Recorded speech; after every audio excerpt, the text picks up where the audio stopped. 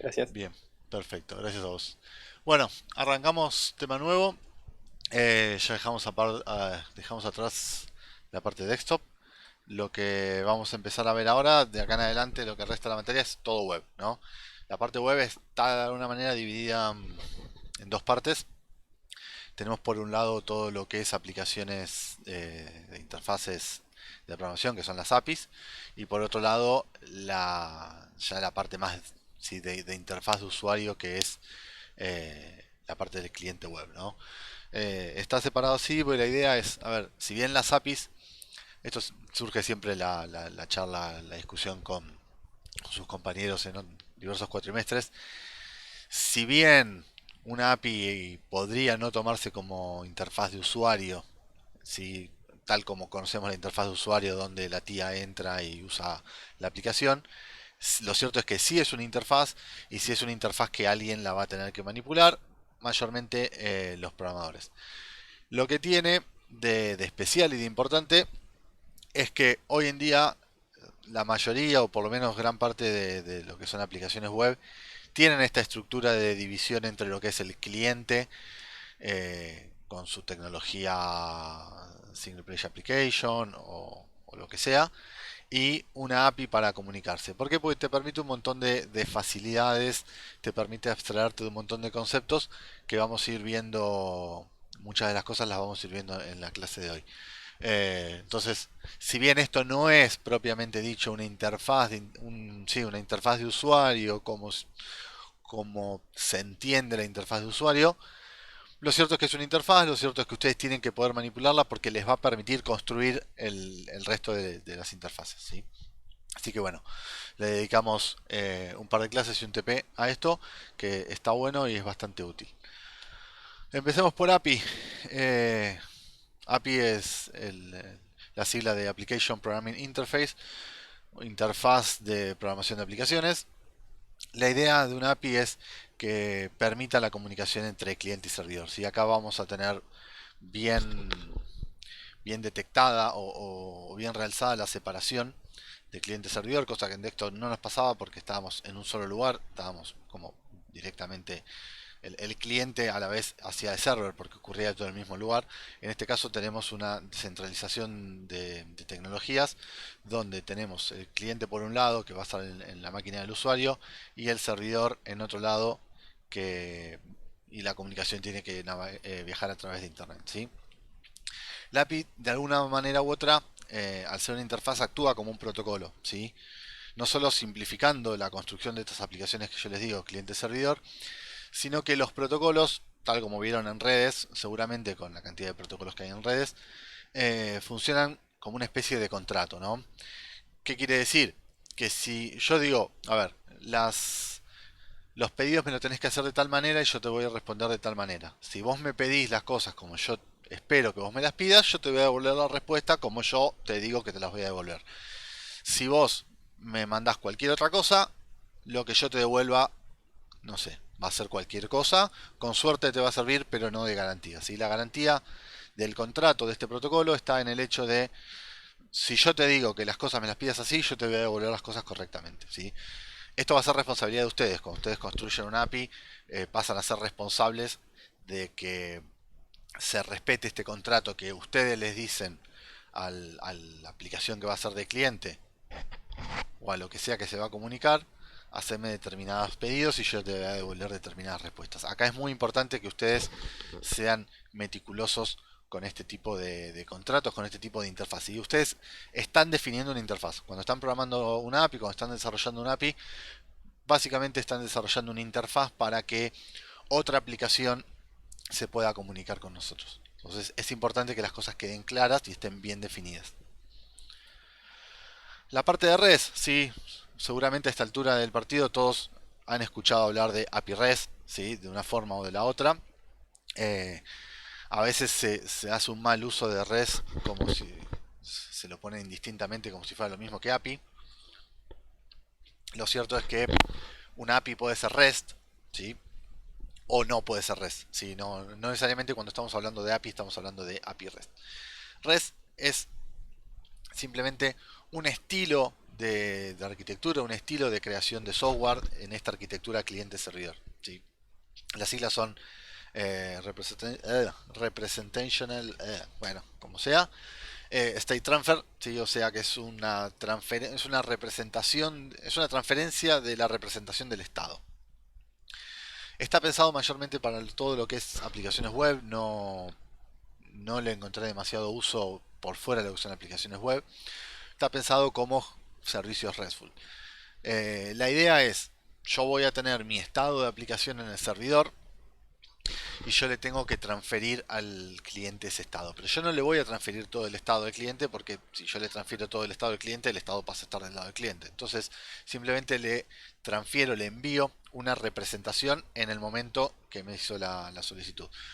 Pero REST es mayormente una serie de buenas prácticas para que todos estemos de acuerdo y entendamos y hagamos las cosas de una manera prolija y ordenada y donde podamos ver de forma rápida cómo está construida una API. ¿Sí? Esa es la idea. Después hay, hay aplicaciones que están más cerca de lo que es la arquitectura REST, hay aplicaciones que están más lejos, pero simplemente un conjunto de buenas prácticas. ¿Sí? Lo que importa en una API con la representación del estado es poder transferir de una manera el estado del cliente. Es una foto en ese momento. ¿Sí? Por eso cuando hablamos de RESTful, es esto que les estoy comentando. Una aplicación es más RESTful o menos RESTful si cumple en mayor o en menor medida con, con el tipo de arquitectura que se espera en este tipo de aplicaciones.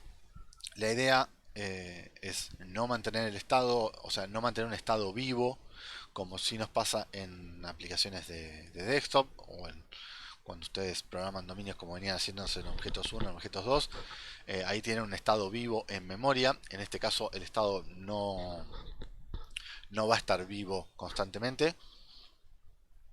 Obviamente va a estar guardado de alguna manera y va a estar representado de alguna manera, pero no es un estado, no es una virtual machine como la de Smalltalk que tiene el estado vivo corriendo todo el tiempo. La idea es funcionar siempre sobre el protocolo HTTP. Puede pasar que otros protocolos, que existan otros protocolos o se desarrollen otros protocolos y que lleven estas buenas prácticas, pero está pensado mayormente para este tipo de protocolo, que es el de la web. Y lo que hacemos es definir un conjunto de operaciones de las cosas que podemos hacer y determinarlo con un formato de representación. ¿Sí? Eso es los grandes pilares, si quieren, de lo que son aplicaciones RESTful. ¿Sí? Asegurarse de no tener un estado vivo. ¿Sí? El protocolo HTTP, las operaciones bien definidas y la representación de transferencia del estado. Todo el resto es...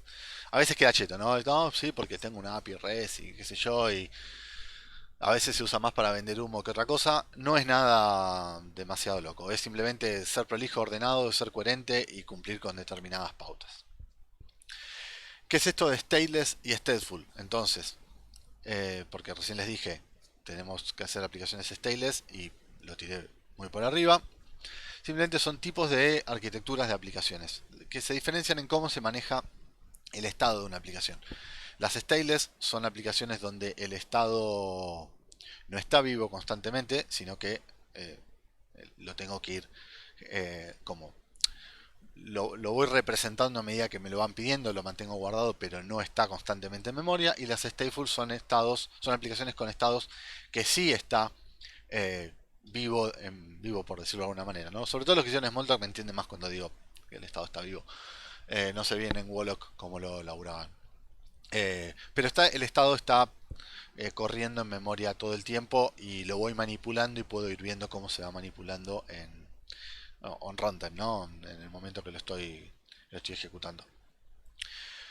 Por eso, en estas aplicaciones stateful, ¿sí? El servidor, que es el que tiene toda nuestra arquitectura de objetos, y como los objetos tienen estado, la aplicación pasa a tener un estado a partir de los estados de sus objetos, mantiene todo este estado en memoria. ¿Sí? Todos los objetos están en memoria, eso implica que el estado de la aplicación, representado por todos los estados de sus objetos, están vivos en memoria. ¿Sí? Los puedo ir manipulando, cambiándole propiedades, etcétera.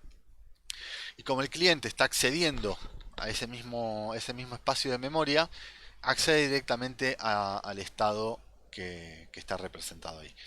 El acceso es inmediato porque la memoria es muy rápida, entonces no tenemos problemas ni de latencia ni de otro tipo de timeouts o algún otro impedimento tecnológico, ¿sí? Porque accedemos a las posiciones de memoria. Pero por supuesto, a medida que van creciendo la cantidad de clientes, el uso de la memoria va creciendo, ¿no? Porque muchas veces parte del estado implica parte de los clientes que se van conectando, ¿sí? Porque cada cliente puede que tenga diferentes condiciones y eso implica diferentes estados. Empiezo a tener limitaciones de hardware, si no tengo una memoria infinita, la memoria en algún punto tiene un límite, entonces llega un momento que no puedo tener más usuarios en simultáneo que lo que me da mi arquitectura. Y además empiezo a tener problemas de concurrencia. ¿Sí? Ustedes probablemente es algo que todavía no vieron, salvo que alguno haya hecho programación concurrente, pero lo van a ver si no los que no lo hicieron cuando la cursen. Cuando yo estoy trabajando sobre un espacio de memoria y tengo múltiples actores que están queriendo acceder a ese espacio de memoria, el, a ver, esto no es, o sea, no se accede, no es que dice, bueno, espera que termine el cliente 1 y después pase el cliente 2, sino que el reloj de la computadora le va dando pedacitos de tiempo a cada uno y aunque parece que sucede todo a la vez, lo cierto es que las cosas no suceden todas a la vez, se van intercalando las peticiones, entonces puede ser que alguien me cambió el estado de una parte de la aplicación cuando yo todavía quedé en el medio, que todavía no terminé de acceder, y cuando yo voy a acceder el estado cambió y yo no me enteré. Esos son problemas que tiene la concurrencia en la programación. El hecho de acceder a lugares comunes por diferentes actores, donde si alguien me cambia el estado, cuando yo accedo al estado que creía que estaba de una manera, en realidad el estado está de otra. ¿Sí? Es una problemática enorme en computación, pero nosotros no nos vamos a meter en eso, ya tienen toda una materia dedicada. Este tipo de cosas, como suceden mayormente cuando estamos actuando en memoria, van a pasar en arquitecturas desktop. No quiere decir que no pase en otro tipo de arquitectura, ¿sí? Por ejemplo, el acceso a la base de datos tiene problemas de concurrencia, lo que pasa es que las bases de datos en general, para la mayoría de los casos, tienen resuelto el acceso concurrente y permiten bloquear las tablas hasta que el que esté haciendo un pedido de escritura la libere. ¿Sí? Nota de color, no nos importa más. Pero bueno, esto es lo que es arquitecturas stateful, todo lo que es el estado vivo en memoria que va cambiando constantemente y yo puedo ver cómo va cambiando. ¿Sí? Cualquier cosa, si hay algo que se pierden o voy muy rápido, nada, me cortan, ¿sí? Si no, sigo. Espero, les vuelvo a prometer y espero no en vano que la clase de vuelta no sea tan larga. En contrapartida tenemos las arquitecturas stateless, ¿sí? Que está más orientado a lo que es cliente-servidor, se manejan a distancia. Entonces tengo el servidor viviendo en la nube o en la máquina de mi casa o en donde sea. Ya sabemos que la nube no existe y es algún servidor en algún lugar del mundo con buena replicación en general. Pero bueno, voy a tener mi aplicación corriendo modo server en algún lado, en algún servidor, y los diferentes clientes accediendo desde las computadoras, las tablets, los teléfonos celulares, los relojes, eh, lo que sea, accediendo de modo cliente. Y van a manejarse a distancia. El servidor, si bien puede estar teniendo la aplicación en memoria, en general lo que pasa es que no mantienen la aplicación viva corriendo en memoria todo el tiempo, sino que van guardando la representación, ya sea por la base de datos, ¿sí? Ya sea por otro tipo de representación, pero no la tienen viva constantemente por el hecho de que no hay nadie que esté accediendo de forma continua a ese espacio de memoria, entonces no se necesita. Puede que pase que algún pedacito esté vivo en el servidor, pero igualmente las aplicaciones son stateless, no tanto por cómo se maneja el servidor, sino por cómo se maneja el cliente. El cliente, que es el que está usando la aplicación, no tiene un estado vivo, tiene la representación en un momento dado. Por eso es que se habla de arquitecturas stateless en estos casos. Porque seguramente ustedes van a decir, no, pero bueno, igual la aplicación queda corriendo y está levantada y está en el espacio de memoria. Sí, por supuesto. Pero lo importante es que el cliente no está accediendo directamente al estado, sino que pide una representación, obtiene una foto, hace lo que tiene que hacer con esa foto y vuelve a pedir representaciones. Con lo cual, el cliente es el que no tiene el estado vivo en la memoria, ¿sí? Porque obviamente va a haber cosas persistidas en base de datos, etcétera. ¿El acceso es más lento? Sí, el acceso es más lento porque estamos usando la aplicación a través de Internet. Y el protocolo de Internet, en comparación a la memoria RAM, es muchísimo más lento, porque dependemos, si estamos por Wi-Fi, del Wi-Fi, de la red de Wi-Fi que tenemos en casa, estamos...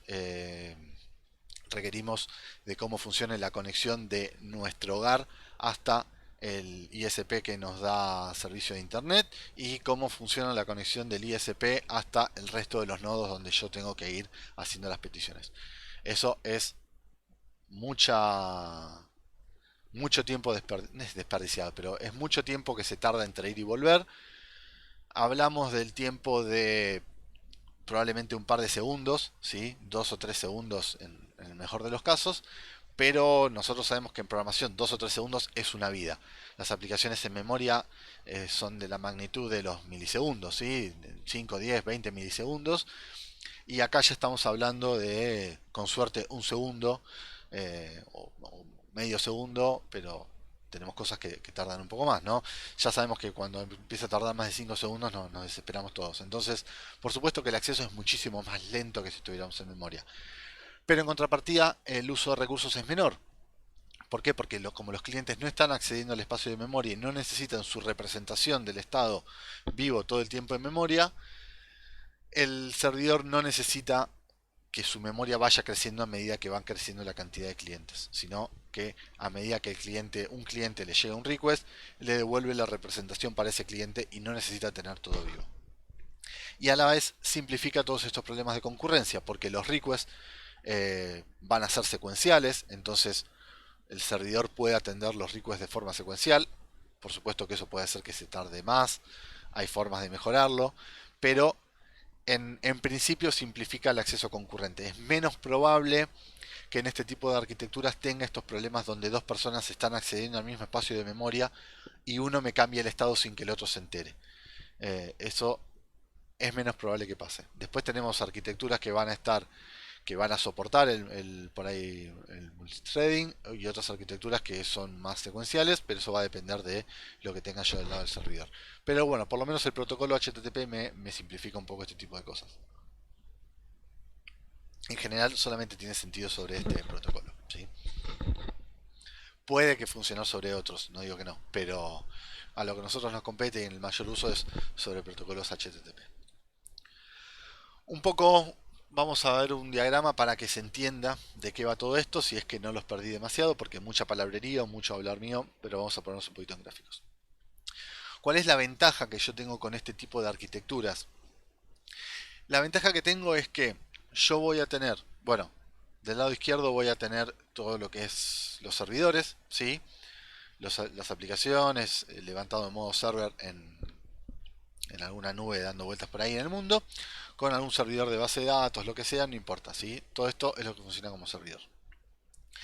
La API viene a cumplir, a cumplir este rol de puerta de entrada, ¿sí? O facade, si quiere, como los protocolos de objetos, no eran protocolos, patrones, ahí está. Como los patrones de objetos, funciona medio como puerta de entrada, como facade. Entonces, la ventaja que me da es que yo voy a tener un montón de aplicaciones de cliente en diferentes tecnologías. Voy a tener aplicaciones para que el browser se vea bien por la computadora. Voy a tener aplicaciones mobile, sea Android, sea iOS, sea alguna otra rara que nunca funcionó como el Firefox OS, o inclusive otros servicios en otros servidores, los GPS. Voy a tener un montón de aplicaciones cliente que van a estar accediendo a mi misma aplicación servidor. Y yo necesito que todos los clientes puedan acceder y que todos los clientes sean compatibles de alguna manera. Entonces meto esta capa intermedia, que es la API, que funciona a lo que el cliente le importa, es agnóstica de las tecnologías, ¿sí?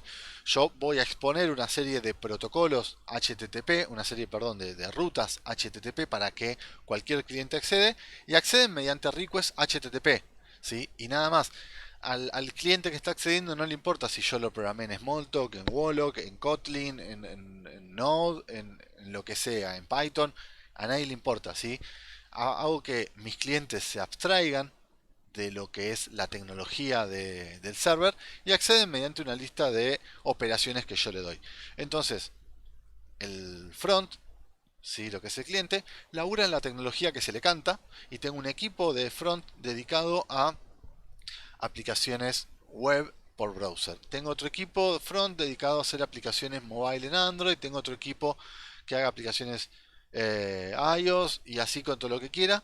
Pero nadie le importa cómo trabaja mi equipo de aplicación del server, ¿sí? El server trabaja en su tecnología, en su mundo, expone una serie de servicios y los front los consumen. Entonces tengo una buena separación ahí de contenidos donde no necesito que el diseñador, el programador de back, el que genera las interfaces estén todos tocando el mismo proyecto, el mismo código. Cada uno tiene su proyecto y se comunican a través de una interfaz en común.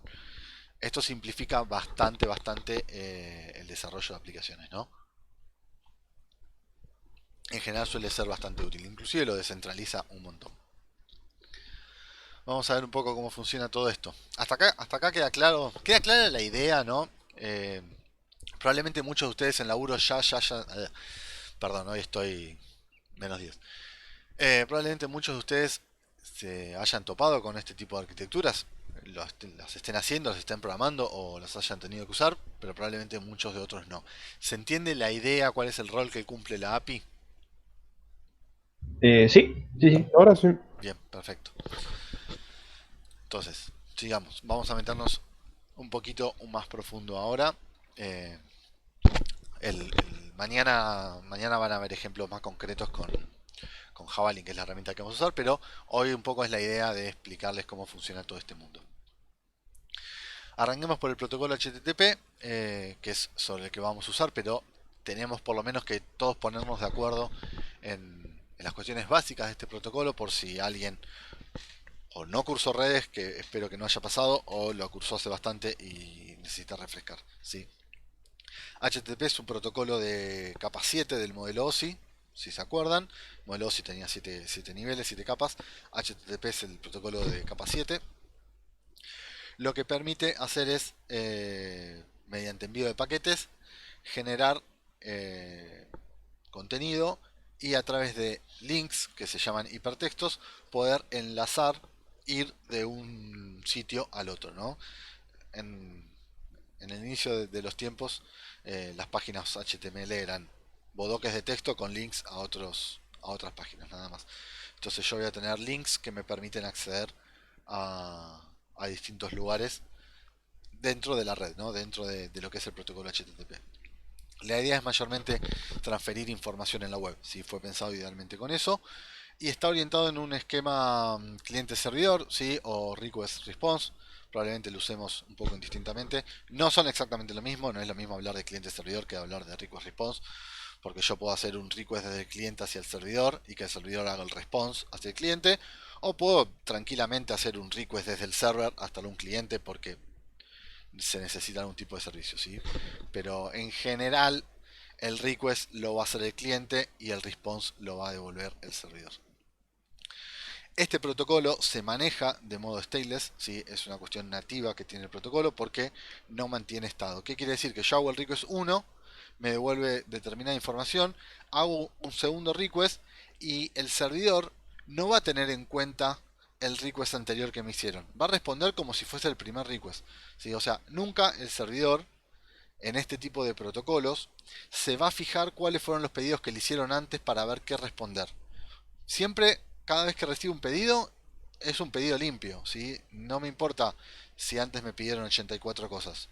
Respondo como si fuese un pedido limpio. Por supuesto que después vamos a ver que hay optimizaciones para esto porque termina siendo muy caro. Pero la base del protocolo es eso, es cada vez que me llega un pedido, yo contesto como modo memento, ¿sí? No me acuerdo de nada y respondo solamente en base a lo que dice el request que me están enviando. No me importan los pedidos que me hicieron antes ni los que me van a hacer después. Entonces, todo ese tipo de información de requests previos no se mantiene, ¿sí? Por eso se llaman stateless en este protocolo. ¿Cómo es a grandes rasgos el ciclo de vida? O el ciclo, no el ciclo de vida, el ciclo de estos requests. Tenemos, en general la cosa empieza con un cliente que va a ser el browser, o nuestra aplicación web corriendo en un browser, que va a enviar un request HTTP al servidor pidiéndole determinada información. No sé, el listado de alumnos de una materia, por ejemplo. El servidor va a recibir este request, me va a decir, ok, tengo un pedido del listado de alumnos de determinada materia, se lo derivo al servidor que está corriendo en memoria con mi aplicación del lado de server, va a procesar todos estos pedidos que me están haciendo, le va a pedir la información a la base de datos, va a consultar con el resto de sus objetos y va a retornar un response HTTP al mismo browser que me lo envió, ¿sí? Con el mismo formato, con la misma estructura, se lo va a enviar de vuelta al browser. El cliente lo va a recibir, lo va a parsear de alguna manera, va a procesar lo que tenga que procesar y va a actualizar la vista en los lugares que tenga que actualizar. Eso es todo. Si después necesito más información, vuelve de vuelta a arrancar el mismo ciclo una y otra vez. Arquitectura es esto, ¿no? El diagrama más que arquitectura.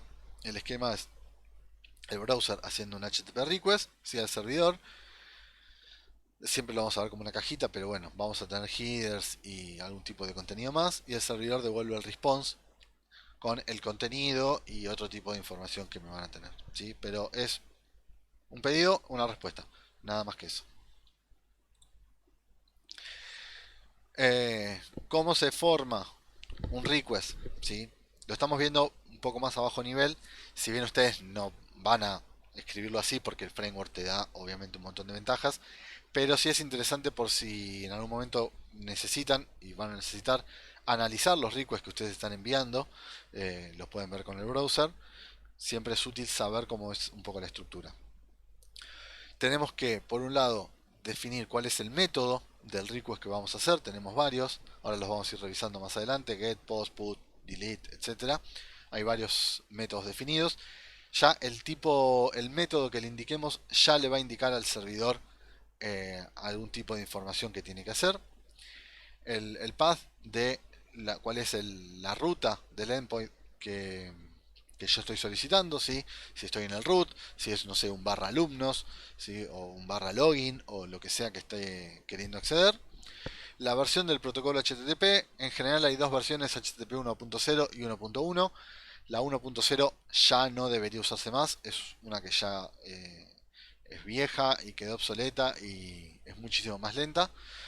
La versión 1.1 tuvo un montón de ventajas. Creo que andaba dando vueltas una versión 2 de HTTP, pero la verdad es que creo que todavía nunca terminó de salir a la luz. Pero bueno, anda dando vueltas por ahí. En general van a ver que aparecen una determinada serie de cabeceras, de headers. Hay un montón. Algunas nos van a ser más útiles, otras no tanto. Suele ir quién es el host que está haciendo el pedido para después poder devolvérselo. Y muchas veces el lenguaje en el que me están pidiendo, si soporto multilingüe, ¿sí? Y ahora vamos a ver algunos más en detalle. Pero este es un protocolo esta es una estructura de request que le mandamos a los servidores, ¿sí?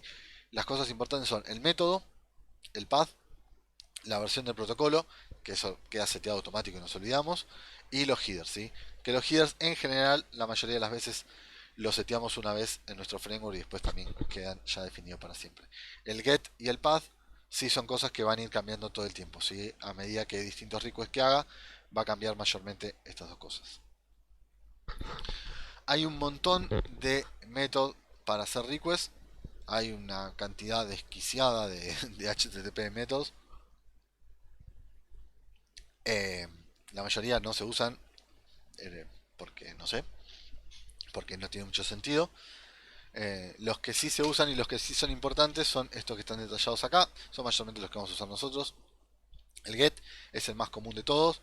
El get es cada vez que ustedes escriben una URL en el browser para navegar a una página, eso por debajo hace un request get, ¿sí? Siempre que escriban eh, una URL a mano en el browser o toquen en un link para ir a otra página, bueno, lo del link a otra página no siempre. Los links viejos, digamos. No esos links, voy a decir estos links modernos y voy a quedar medio un poco viejo, ¿no? Se me caen todos los años. Eh, Como ahora puedo, o sea, puedo tocar en un link que en realidad me abra un modal. Y ese tipo de cosas no generan un request, es un comportamiento interno en la página.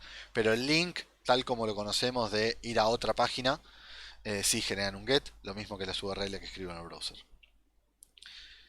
Después tengo el método head. El método head no tiene mucha más utilidad que saber si algo funciona mayormente, porque es más o menos lo mismo que el get, pero no necesito respuesta, no necesito un cuerpo de respuesta en el mensaje. Se usa más que nada para saber si un path está definido y cosas de ese tipo. Si algo del otro lado, lo que voy a pedir a continuación funciona, pero no tiene mucho más uso que eso. Los métodos post, ¿sí? El post es para indicar que voy a crear un recurso. Por ejemplo, quiero crear un nuevo alumno en la universidad, lo quiero registrar, utilizo un método post. El método put funciona como el post, pero la idea es actualizar un recurso. Si le cambio el estado, le quiero actualizar el email a un alumno, por ejemplo. Y el delete, por supuesto, que borra. ¿El método por sí solo define la operación que se va a hacer del lado del servidor? No. La operación tiene que estar bien definida del lado del servidor. Recuerden que estamos hablando acá de un protocolo. ¿Sí? En este protocolo se espera que cuando uno hace un método get, ese método get no haga un borrado de todos los alumnos de la base de datos. ¿Sí? Porque estoy haciendo un get, estoy haciendo un pedido, no estoy haciendo un borrado. Cuando hago un delete, sí se espera que yo haga un borrado de ese recurso. Lo mismo con el post, lo mismo con el put. Entonces, es importante que se respete el protocolo porque el que está haciendo los pedidos asume que si está utilizando determinado método, el request se va a procesar de determinada manera. Si ustedes cada vez que le hacen un get de alumnos, borran todos los alumnos, ¿sí? O lo borran la primera vez y después queda todo vacío. Pero si ustedes cuando están haciendo un get hacen un borrado, no están cumpliendo con el protocolo. Tecnológicamente nada se los impide. Sí, está claro, ustedes a esta altura ya saben que las cosas las pueden programar como se les cante y pueden hacer todas las chanchadas que quieren. Pero la idea no es esa, la idea es apegarse al protocolo para que tenga sentido, para que sea representativo lo que se están pidiendo y para que el chango que se lo damos para usar no se vuelva loco, ¿no? Entonces, por favor, sean empáticos con sus amigos programadores también, porque van a querer que lo sean con ustedes. Si ustedes están usando una API que hace todo al revés, van a putear en 20 idiomas, créanme. Bien, seguimos. Pero bueno, básicamente son estos 5. Saquen el head, que casi no lo van a usar, o no lo van a usar. Pero el resto sí lo vamos a usar. ¿Cómo funciona el response? Bueno, la estructura es muy parecida. Le devuelvo la versión del protocolo sobre la que se está haciendo el pedido. El código de mensaje, ¿sí? Acá ahora vamos a meternos más adelante en todos los códigos de mensaje de status code que se pueden responder. Y el mensaje del status code. El más común es el 200 OK. Significa que lo que me pediste salió todo bien y te lo estoy devolviendo. Y después hay una serie de headers y la fecha en la que te estoy devolviendo la información. O por lo menos o a veces es la fecha de actualización. Pero también está esta last modify, que esa tiene más que ver con la fecha de última modificación. Eh, el servidor sobre el servidor HTTP que yo tengo levantado el server, Apache, NGX, el de Java no me acuerdo cómo se llama. Creo que era con J, pero no me acuerdo. Bueno, no importa. Last Modify muchas veces es yo te estoy devolviendo el recurso, por ejemplo, acá el 9 de octubre del 2010, pero este recurso no se modifica en la base de datos desde hace un año, ¿sí? Por ejemplo. El ETAG son cosas, información para saber si tengo información extra. No nos vamos a molestar por eso. Los range tampoco. Bueno, estos en qué tipo de números me están devolviendo, pero no tiene mucho sentido. Es simplemente para ver el content leg que está devuelto en bytes. Eso me está diciendo cuánto pesa el body que me van a devolver a continuación. O en la parte del mensaje, ¿sí? En este caso pesa 29.000 y pico de bytes. Y el tipo de contenido. ¿Sí? El tipo de contenido sí va a ser importante porque puede ser que me lo estén devolviendo en HTML, que me lo estén devolviendo en texto plano, que me estén devolviendo un binario en, no sé, en PDF o un video o lo que sea. Digamos, cualquier recurso todo recurso tiene un content type asociado. Así que es importante porque cuando yo lo recibo, para saber cómo voy a procesar ese contenido, es importante que sepa cómo está, cuál es el tipo de datos que me están devolviendo, ¿no? Pero, a ver, no, de vuelta, es a modo informativo para que todos entendamos y hagamos un refresco de redes.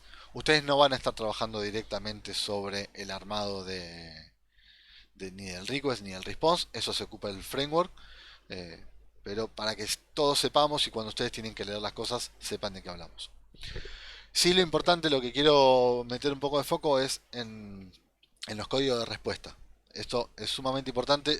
Acá me pongo muy rompebolas porque es importante que los respeten y quiero que sean acordes a la información que van a devolver.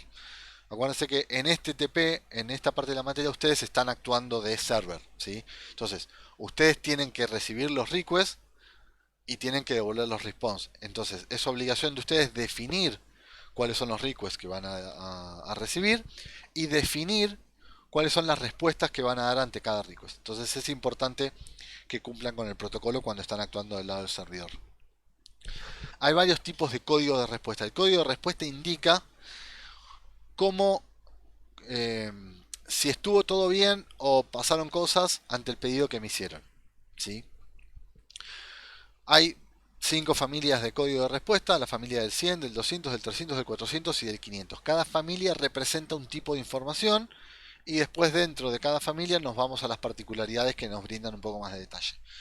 La familia de los códigos 100, ¿sí? 100, 101, 102, 103, en general son códigos de información, no se usan, ¿sí? Es para dar información sobre algún recurso, no nos van a importar en absoluto. Lo que nos van a importar son los demás. Por lo menos el 200 y el 400 son los que más nos van a importar. La familia de los 200 son de una familia de respuestas exitosas. Si yo estoy devolviendo un código 200 lo que sea, 200, 201, 254, 242, lo que sea, estoy indicando que el pedido que me hicieron, yo pude obtener, a partir del pedido que me hicieron, pude obtener una respuesta para dar y la respuesta que te estoy dando es exitosa. ¿Sí? Significa que salió todo bien. Entonces te quedas tranquilo de lo que yo te estoy devolviendo salió bien. En cambio, la familia de los 400, ahora vuelvo a los 300, pero vamos a pasar a la familia de los 400, es que hubo un error en el pedido, un error en el nivel de aplicación, que significa que lo que vos me pediste está mal o está mal pedido o por alguna razón yo no lo puedo cumplir a nivel de aplicación. Sí, el más conocido es el 404, que ya lo conocen hasta el hartazgo porque tiene inclusive memes y cada página lo tunea de alguna manera. El 404 es el not found, que significa que el recurso que me estás pidiendo yo no lo tengo. Significa que escribiste mal tu ruta, escribiste mal el método, algo escribiste mal, pero lo que vos me estás pidiendo yo no lo tengo definido a nivel de protocolo. Entonces te devuelvo un 404 not found, que es no sé qué me estás pidiendo, pero esto no está bien, no me lo estás pidiendo bien. Los códigos 300, ¿sí? Son códigos que en general no, indican redirección del recurso para otro lado. Si yo tenía el recurso en una URL y actualicé la URL y moví el recurso a otro lado, en el recurso original puedo devolver una respuesta de 300, 300 y pico, indicando cuál es el nuevo path. Entonces el browser automáticamente puede tomar esa respuesta y sin tener que decirle al cliente, che, mira, esto no estaba, en vez de devolverle un 404, le digo, mira, no le digo nada y proceso el, che, ok, esto no estaba acá, pero me dijeron dónde está. Entonces voy a buscarlo en un nuevo lugar. Y para el cliente, si el browser está bien programado y si nuestra aplicación de request está bien programada, se vuelve transparente, ¿sí? No tenemos que ocuparnos mayormente de los códigos 300 porque se terminan resolviendo on the fly en el momento. Y los 500 significa que hubo errores en la aplicación, pero a nivel de aplicación corriendo en el servidor, ¿sí? Por ejemplo, si tengo una excepción que no la estoy cacheando, no la estoy handleando, Si yo no handleo una excepción y me explota mi aplicación por los aires con un invalid argument exception o lo que sea, eso para el cliente le va a devolver un código de error 500 automáticamente. ¿Sí? Si yo dejo que mi aplicación explote con una excepción, automáticamente la respuesta que recibe el cliente es 500. ¿Sí? Porque explotó. Para que eso no pase, obviamente tengo que handlear las excepciones y devolver bien.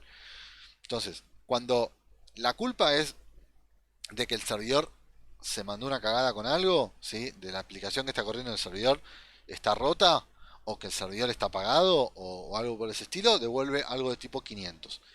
De esas en general no nos vamos a preocupar, suelen ser bastante automáticas cuando la cosa se rompe. No debería pasar que nuestra aplicación devuelva errores 500. Si devuelve un error 500 significa hay algo que se rompió para el carajo y alguien lo tiene que arreglar. Los errores 400 son errores esperables, porque significa que el cliente hizo mal un pedido en general. ¿Sí? Acá dice errores a nivel de aplicación, porque significa que la aplicación que me está pidiendo hay algo que está haciendo mal. O pidió mal el recurso y no está ahí, o no tiene permisos suficientes, o necesitamos que se loguee y todavía no está logueado. Sí, hay un montón de problemas que puede llegar a tener. O quiere borrar, no sé, quiere borrar un dato que no existe, sí, etcétera. Entonces, vamos a ver los comunes. Ya les dije, tenemos la familia, pero dentro de la familia tenemos las particularidades, ¿no? Y en general son los que nos van a importar y los que vamos a usar. Acá, de vuelta, hay un montón de códigos, hay un montón de códigos en cada familia. No sé por qué, al repedo, seguramente para alguien los pensó en algún momento con algún criterio en especial. Pero la verdad es que los que se usan son un puñadito, ¿sí? Uno después te los termina más o menos acordando. De la familia del 200 tenemos tres importantes. El 200 OK, que ya les dije es el genérico de salió todo bien. El rico se procesó exitosamente. El 201, que significa create, es cuando alguien nos está, en general se usa con los posts, cuando alguien nos está pidiendo crear un nuevo recurso. En vez de devolverle 200 OK, le devolvemos un 201 create, ¿sí? Que significa te lo pude crear correctamente. Es más descriptivo, ¿no? Fíjense que estamos yendo un poco más fino, pero tiene que ver con que las cosas se ponen bastante más descriptivas de este tipo, de esta forma.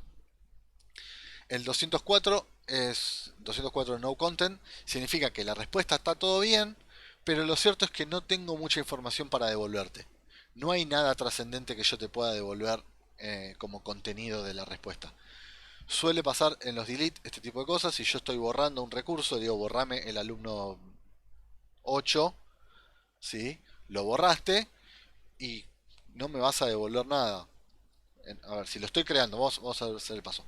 Estoy creando el alumno 8, vos me vas a devolver un 201 y en el cuerpo del mensaje me vas a devolver los datos del alumno recién creado, por ejemplo, ¿sí? Sería algo bastante útil. Porque me das el ID, el mail, el nombre, me das toda la información completita. Me dicen, toma, acá quedó todo armadito. Este es el recurso que acabo de crear. Entonces me lo devuelven en el cuerpo del mensaje. En cambio, si yo estoy borrando el de la base de datos, el alumno 8, no hay mucha información que yo pueda devolver porque lo borré. Si yo te devuelvo información, es información que no te sirve para nada porque es información que yo borré. Podría devolver un mensaje de tipo se borró correctamente, ¿sí? Pero se supone que con el status code esa información ya la tengo. Entonces, a veces no necesito agregar información. Entonces, tranquilamente puedo devolver un 204 no content que es salió todo bien, no tengo nada más para darte. Listo, pero quédate tranquilo. Leandro, si vos buscarías un alumno que no está en la lista, por ejemplo, ¿qué debería volver algo de eso?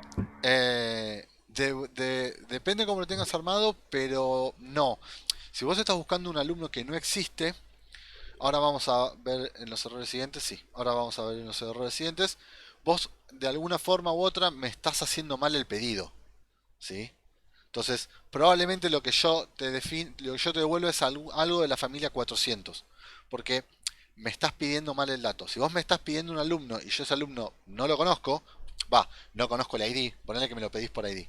Si vos me decís, dame los datos del de alumno del ID 4, y yo te digo, ese dato yo no lo conozco, no lo tengo, yo no te puedo devolver información exitosa, ¿sí? Porque es una información que no la tengo. O sea, vos le pifiaste en el ID o estabas tanteando y yo simplemente te digo que no existe, ¿sí? Pero no es información exitosa, es información que no te puedo devolver. Entonces, ahora en el otro slide vamos de la familia de los 400, pero no es información exitosa. Gracias. De nada. En los 300, sí, de vuelta, hay varios, pero no nos importan demasiado. 301 y 304 son los más comunes que pueden encontrarse por ahí dando vuelta. El 301 significa que el recurso se movió a una nueva URL. Esto se puede procesar automáticamente en la mayoría de los frameworks y los browsers ya lo procesan automáticamente. O a veces algunas APIs devuelven un 304 not modify, que ese es medio raro porque significa, es una especie de familia de 200 porque es el dato, o sea, lo que me pediste está bien, simplemente es mirá, yo el dato no cambió, así que no te voy a devolver nada nuevo, usá lo que tenías antes, usá lo que me pediste en el request anterior, porque el dato no cambió. Eh, es medio raro, ¿sí? Pero bueno, hay gente que lo usa, por eso a veces se lo pueden encontrar. Pero la familia de 300 significa que la cosa también salió bien. No significa que es un error. Estamos dentro de la cosa salió bien, solamente que hay que hacer algún que otro ajuste. Tengo una consulta, perdón, Sí, sobre los 300. sí, ¿Esto es una decisión del lado nuestra, del servidor? Porque dice, por ejemplo, el recurso se movió a una nueva URL. sí. ¿Por qué eso no es un error de pedido que no existe? ¿Es porque yo decido mantener un reenvío? Claro, ¿O vos vas a querer mantener por una especie de legacy? más que ¿O legacy algo? de cierta compatibilidad. Vos pensá, cuando vos estás programando una API, vos en el fondo vos no sabés quién lo está usando, ¿sí? O sea, si vos por ejemplo vos tenés una API pública, por ejemplo hay en la página datos.gov.ar, ya hace años que el Estado mantiene una base mantiene una API con un montón de información abierta al público. Por ejemplo, yo la usé varias veces para sacar provincias, datos de las provincias, localidades, etcétera, eh, para no tener que escribirlo yo. Pero son APIs que son abiertas al público. Entonces vos no sabés quién lo va a consumir.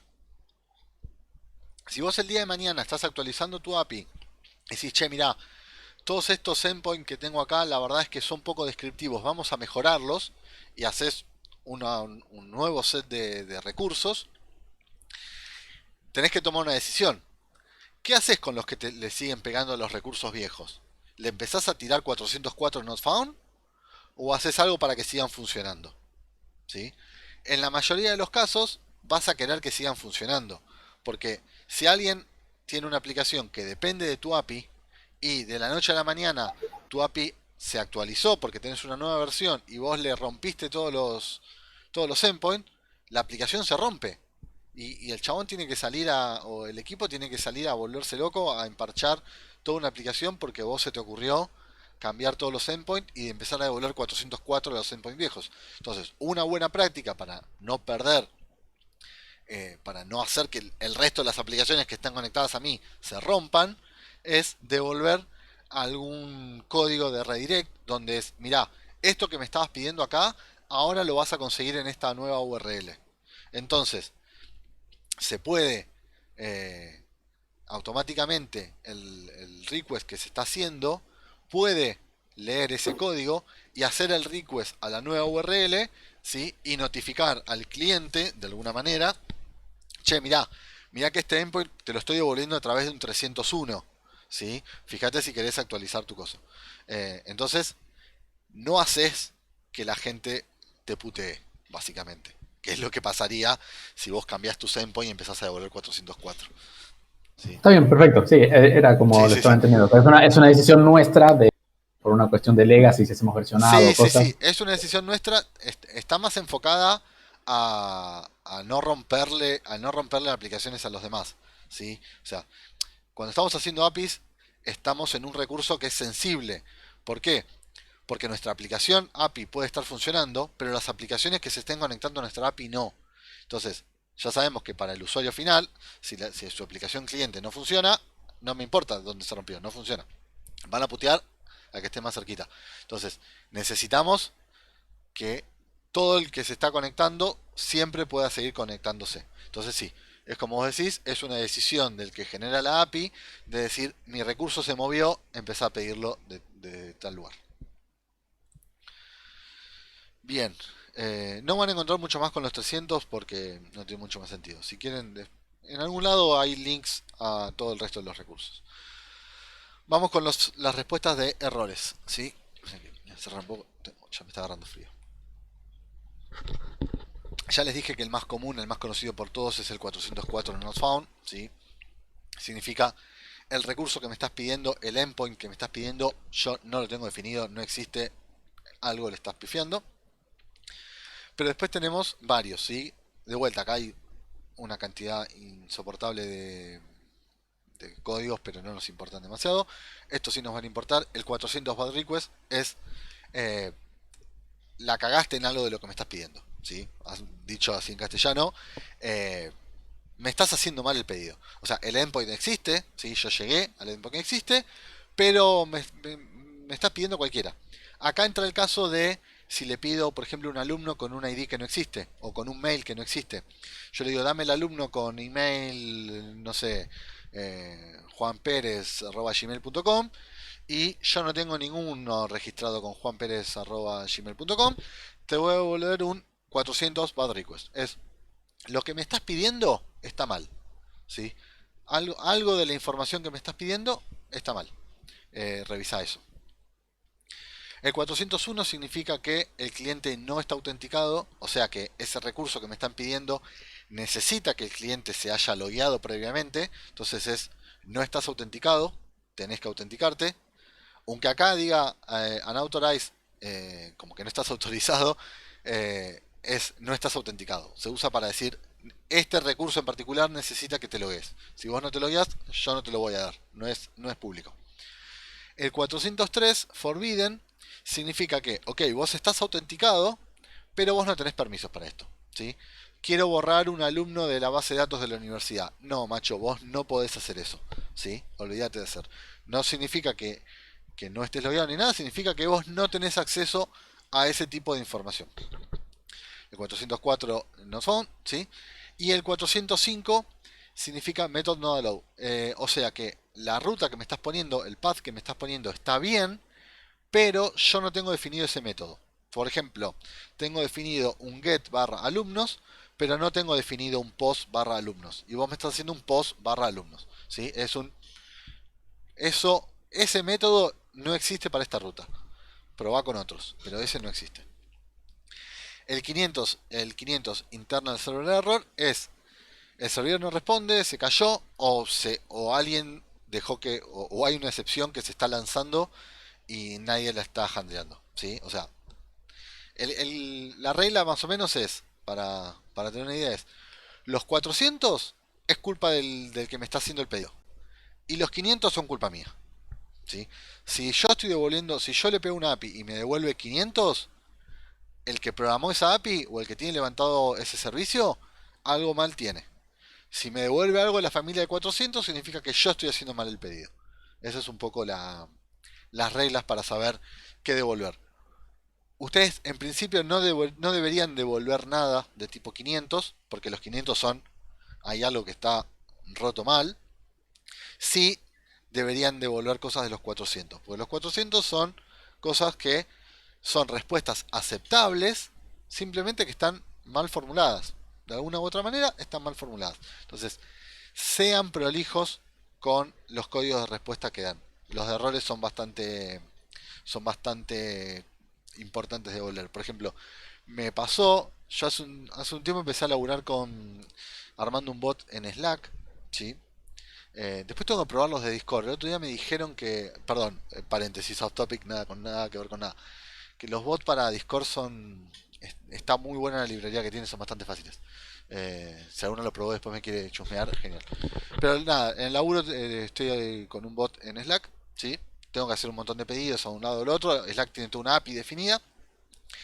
Y por ejemplo, si yo le pido información de un usuario de Slack, pero el nombre de usuario está mal, la gente tan amigable de Slack, en vez de devolverme un 400 bad request, me devuelve un 200 OK con un cuerpo de mensaje que me dice el usuario, perdón, tiene un coso de OK que devuelve en false y un mensaje que me dice el usuario no existe. Pero el código de respuesta es 200 OK. Con lo cual yo no solo, o sea, no me sirve de nada a mí parsear ese request para ver si se rompió, sino que tengo que andar verificando el cuerpo del mensaje, qué tipo de mensaje tiene. Ese tipo de cosas no están buenas, ¿sí? Complican mucho. Si yo tengo que ver el cuerpo del mensaje para saber si la respuesta fue exitosa o no, es una porquería. Porque para eso están los status code. Y estoy hablando de Slack, ¿sí? Seguramente es cuestiones de performance o cuestiones de diseño, de compatibilidad hacia atrás o lo que sea. Pero no está bueno que ustedes devuelvan que algo está mal pedido y que me lo devuelvan con un código de 200 OK. Porque es mucho más engorroso para el lado del cliente tener que ir haciendo una doble verificación de no solo verificar el estado del request, el status del request, sino además verificar el cuerpo del mensaje porque tengo una key en un lado que me dice si la cosa fue bien o fue mal. Es nada, es una porquería ese tipo de cosas. Traten de respetarlo. Nosotros les vamos a pedir que los respeten en el TP, pero más allá de eso, cuando tengan que laburar con este tipo de cosas, sean empáticos con quien los van a usar, que en este caso van a ser pares de ustedes, y no devuelvan cualquier cosa, sí, por favor. Eso es un pedido más que nada personal. Hasta acá me siguieron con los códigos, ¿sí? ¿Se entiende? Sí, se entiende. Sí, sí. Sí, se entiende. Después uno más casi se termina olvidando porque el framework resuelve la mayoría de las cosas, pero ténganlo siempre presente. Es bueno que lo tengan, que siempre lo tengan presente, ¿sí? Bien, entonces algunos conceptos más de todo este protocolo. La URL, ¿sí? Si bien todos la conocemos, es algo súper conocido, pero para ponerle bien el nombre a todas las cosas, Uniform Resource Locator es lo que entendemos como dirección web, ¿sí? La URL todos llamamos. Lo que hace es, la URL simplemente referencia el recurso específico en una computadora que está en la web, ¿sí? La URL es como la dirección de la casa, ¿sí? Cada URL apunta a una máquina en específico. No sé si a ustedes alguna vez tuvieron que laburar con, o sea, alguna vez tuvieron problemas de DNS o tuvieron que laburar administrando los DNS de un servidor o lo que sea, pero cada dominio, cada URL que ustedes ven, atrás tiene un IP que es única, que apunta a la máquina donde están, ¿sí? Simplemente hay una forma más amigable para que no todos tengamos que estar poniendo IPs como locos. Hay una forma más amigable que son en modo texto, ¿sí? Pero tiene una estructura puntual para identificar sus partes. Es no solo la parte del dominio, ¿sí? Que en este caso sería el host, sino que cumple con una serie de estructura extra para que nosotros podamos identificar cada uno de los componentes. La URL siempre empieza con el esquema que está definido, que puede ser HTTP, HTTPS, FTP, y hay un montón, SSH, ¿sí? Hay un montón de esquemas. Nosotros obviamente nos va a importar en este caso el HTTP, pero existen varios más. Dos puntos, barra barra. Después viene el host, ¿sí? Y el puerto. Acá hay una pareja de host y puerto, donde la mayoría de las veces no lo vemos porque el puerto por defecto de cualquier URL en la web es el 80, ¿sí? Estaba viendo, creo que a alguien le quedó el micrófono abierto y me aparece un poquito de ruido, perdón. Por ahí yo tengo el volumen muy alto de mi auricular. Por defecto el puerto que se usa es el 80, con lo cual cuando ustedes ven una URL sin puerto significa que el puerto que se está usando es el 80. Si yo utilizo un puerto distinto para recibir los pedidos que no sea el 80, lo tengo que especificar, ¿sí? Cuando hago el pedido lo tengo que especificar. Entonces tenemos esquema, el host con el puerto, que es todo lo que conocemos hasta ahora, y después viene el path, que es la estructura separado por barras de los recursos. En el path nosotros vamos a definir los recursos que vamos a identificar, y después una serie de valores que se llaman query string, que son clave valor, donde puedo indicarle una serie de como de propiedades extras, ¿sí? Pero la estructura es esto. El path va a ser de lo más importante que nos va a importar, de lo más importante que nos va a importar a nosotros, para la redundancia. porque es donde vamos a definir todas nuestras rutas, ¿sí? A veces hablamos de ruta de vuelta, a veces hablamos de ruta como toda la estructura de URL, hablamos de ruta como path, nada más, pero bueno, se entiende por el contexto. Nuestras rutas van a definir el recurso, ¿sí? Es importante que se pueda diferenciar eso. Y después en algunas puede llegar a importarnos tener propiedades extras como query string. Por ejemplo, si hacen una búsqueda en Google, van a ver que aparece un signo de preguntas, una Q y el texto que ustedes pusieron en el buscador, ¿sí? Eso lo pasa como atributo para su servicio, entonces agarra la búsqueda de ese valor que está en el query string, ¿sí? Y a veces se usa estos fragmentos de acá. Los fragmentos, esto lo deben haber visto, lo usa mucho GitHub en los README. Es para navegar en la misma página e ir a distintos lugares ponen como anclas en distintos lugares y puedes navegar por ahí. Pero bueno, en general, del path para atrás, eso va a quedar definido cuando levantamos el servidor y no nos importa más. Y los paths son los que nos vamos a estar preocupando nosotros porque van a definir nuestros recursos. Bien, repasando un poco, estuvimos viendo definición de API, un poco de arquitecturas RESTful, lo que es stateless y stateful, el protocolo HTTP con los requests y los response, la URL, ¿sí?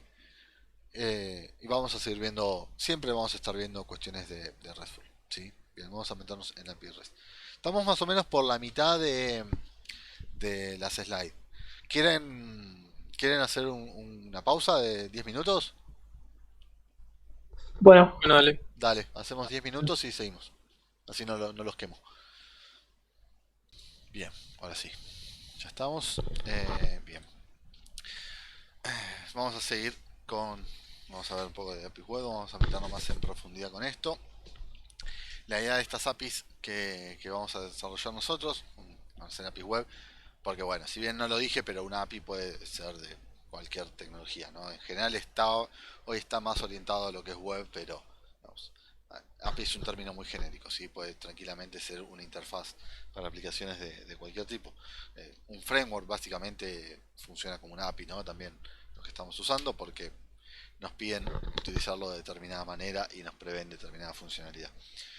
Las API web vamos a estar implementando servicios, ¿sí? Y exponiendo recursos. Eso es mayormente lo que vamos a estar haciendo. O sea, implementamos un servicio y exponemos diferentes recursos. Nos van a permitir interactuar con multiplicidad de tecnologías. Eso es lo que les estaba comentando antes. No importa cuál sea la tecnología del cliente, la API sirve de entrada, de punto de entrada, y con el protocolo de comunicación, ¿sí?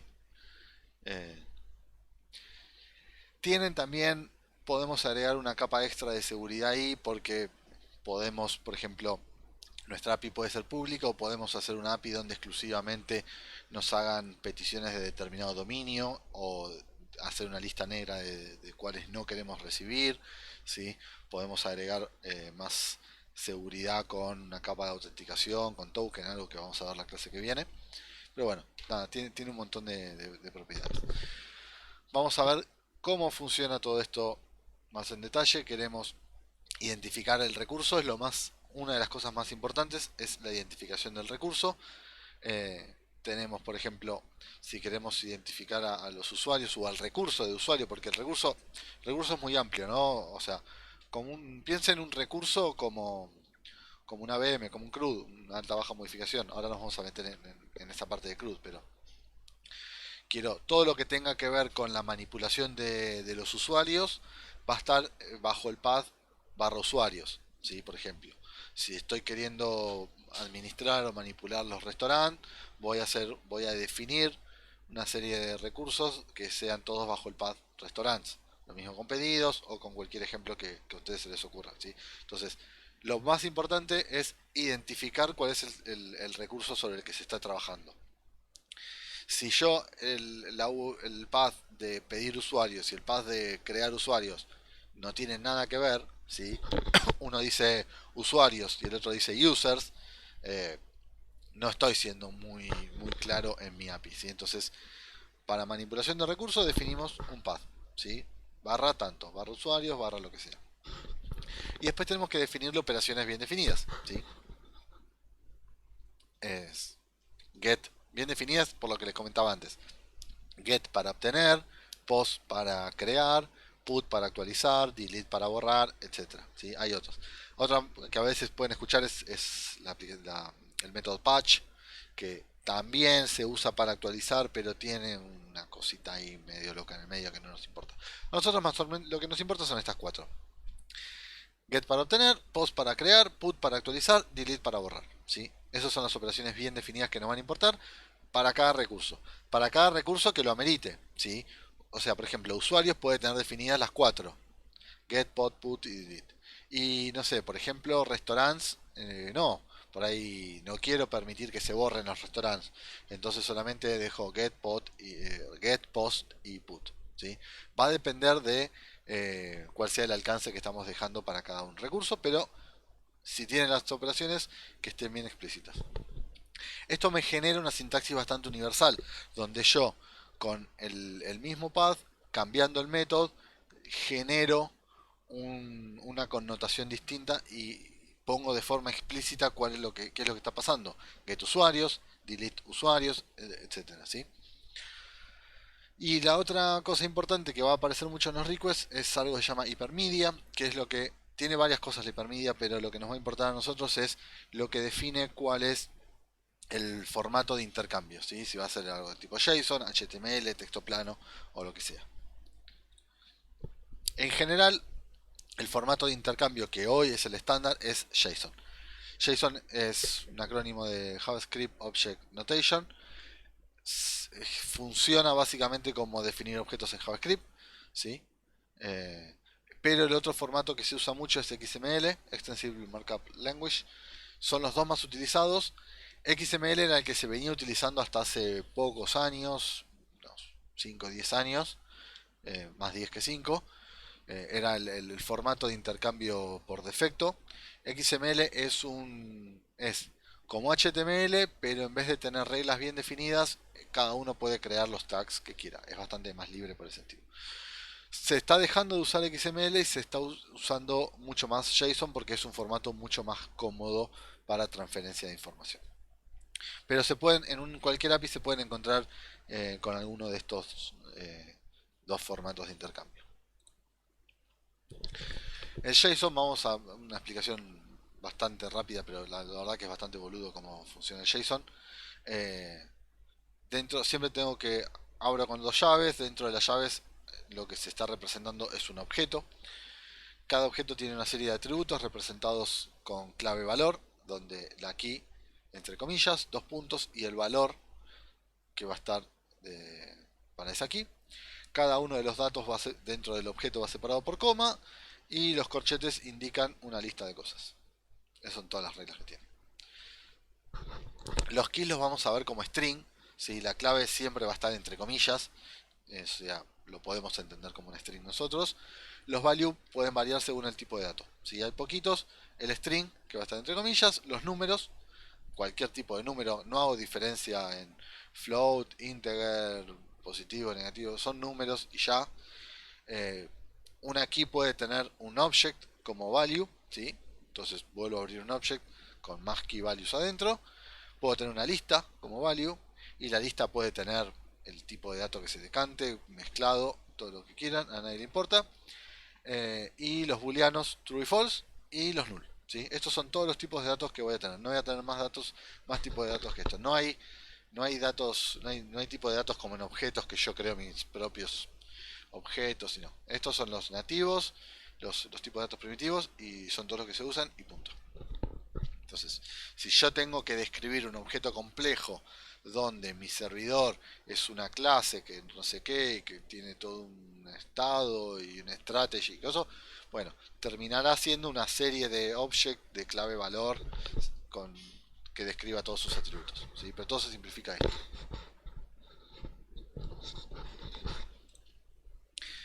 Un ejemplo un poco más completo de un JSON, ¿sí? Mayormente armado. Acá abro con llave, cierro abajo de todo. En este caso tengo una key lugar, que es la Universidad Nacional de Quilmes. tengo otra aquí que son las coordenadas, que tiene un objeto, latitud y longitud con sus respectivos números, y una lista de distancias, ¿sí? De distancias a, por ejemplo, al obelisco, a Mendoza. Entonces, mi lista es una lista de objetos que tiene, cada objeto tiene un lugar y la distancia en kilómetros. ¿Sí? Es bastante pago. Entonces, para cada request, ¿sí? Vamos a definir en la API REST la estructura, ¿sí? Que el cliente siempre se tiene que ajustar para pedir un recurso, que es básicamente todo lo mismo que les vengo comentando desde que arrancamos, pero puesto en una slide todo junto. La operación a realizar, ¿sí? Get post, la tengo con el post. Get post, put, delete, bla bla bla. El protocolo, es importante definir cuál es el protocolo HTTP. Esto le sirve más a la red que a nuestra aplicación. Pero bueno, por defecto hoy se usa el HTTP 1.1. Pero bueno, siempre está bueno verificar que no estemos sobre un protocolo viejo. Porque si estamos trabajando sobre un protocolo viejo, como en la web, siempre hay retrocompatibilidad, ¿sí? Las cosas siguen funcionando para atrás. El browser lo va a entender, lo que pasa es que va a hacer que nuestra aplicación sea más lenta porque el protocolo es medio una porquería. Entonces siempre tratemos de estar por ahora en el 1.1.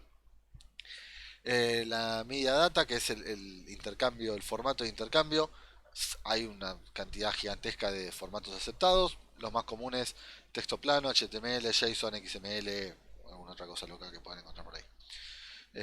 Hay los headers, ¿sí?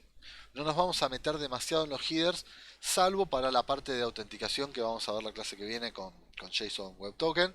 Pero sacando la parte de autenticación, mucho no nos va a importar los headers, salvo por un par de detalles. Siempre se pasa toda la información extra. La ruta al recurso y el cuerpo del mensaje cuando corresponda. El cuerpo del mensaje se usa tanto para el request como para el response. Depende, o sea, de qué operación esté haciendo, ¿no? Pero un request puede ir con un body, puede ir con un cuerpo de mensaje. El request a la vez, el response a la vez es una respuesta a un request, o sea, no puede haber un response si no hubo un request previo. Entonces vamos a responder con el HTTP code, el protocolo, que debería coincidir con el mismo del request, salvo que no lo soporte. De vuelta con el formato de intercambio que estoy devolviendo. Cuando yo hago el request, el formato de intercambio es el que estoy pidiendo mayormente. Además, puede ser si yo estoy enviando diciéndole te estoy enviando algo en JSON, pero también se puede decir, che, quiero que me devuelvas esto en JSON. Entonces cuando te devuelve te dice te lo estoy devolviendo en tal formato, que en principio debería coincidir con el que le pedimos, pero no hay garantías. Bueno, header si tengo información extra y el cuerpo del mensaje, ¿sí? Más o menos lo mismo. Ejemplo completo de request response. Yo hago un get users, si acá estoy haciendo un get barra users barra header en el protocolo HTTP 1.1 y le estoy diciendo que acepto, primero acepto HTML, y si no tenés HTML devuelvo en JSON. Cuando nosotros le decimos lo que aceptamos, cuál es el formato de intercambio, lo que aceptamos para la respuesta, es una lista de prioridades, ¿no? Es, si tenés el primero, devuélveme el primero, si no, devuélveme el segundo, y si no, bueno, devuélveme lo que se te cante.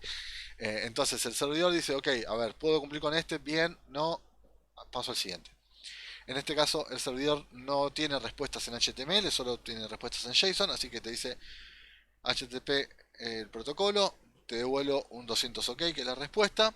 El tipo de dato que te devuelvo es una application JSON, ¿sí? Te estoy devolviendo en formato JSON. Y este es el cuerpo del mensaje.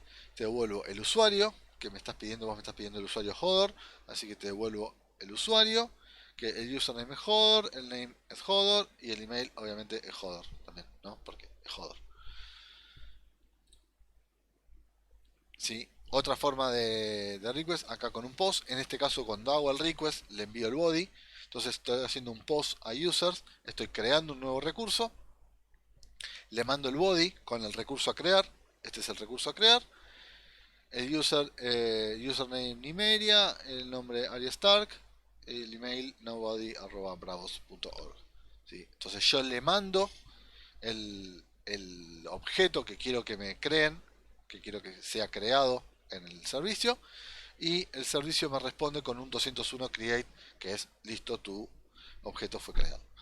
Se puede devolver un 201 create o se puede perdón, está bien devolver el 201 create. Se puede devolver en el body el mismo objeto que se pidió con alguna información extra si se necesita, o no. Depende, algunos hay gente que lo devuelve, hay gente que no. A mí me gusta en general que se devuelva porque como a veces si se agrega algún dato está piola, pero no es obligación del protocolo.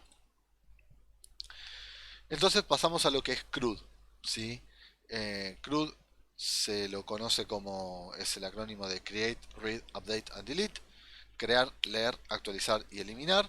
En castellano muchas veces se usa el equivalente que le decimos ABM, de alta baja modificación. A mí me gusta más el concepto de CRUD porque le agrega la parte de leer, que son todos los get. El ABM es como que lo doy de alta, lo creo, lo doy de baja, lo borro, lo modifico, pero nunca lo puedo acceder. Obviamente que es simplemente una forma de referirse, ¿no? Pero me gusta más el CRUD.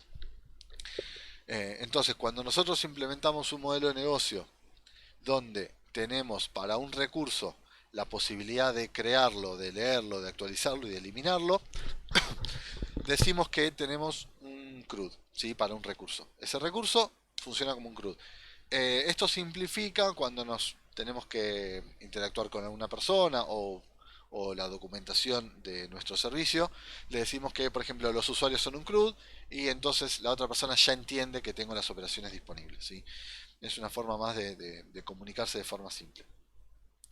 En general, cuando hablamos de aplicaciones REST, se espera que para los recursos que se pueden manipular, esta sea la funcionalidad mínima que tenga el determinado recurso. Obviamente después por cuestiones de seguridad o cuestiones del modelo de negocio puedo no tener todas, pero se espera que los recursos tengan este tipo de operaciones.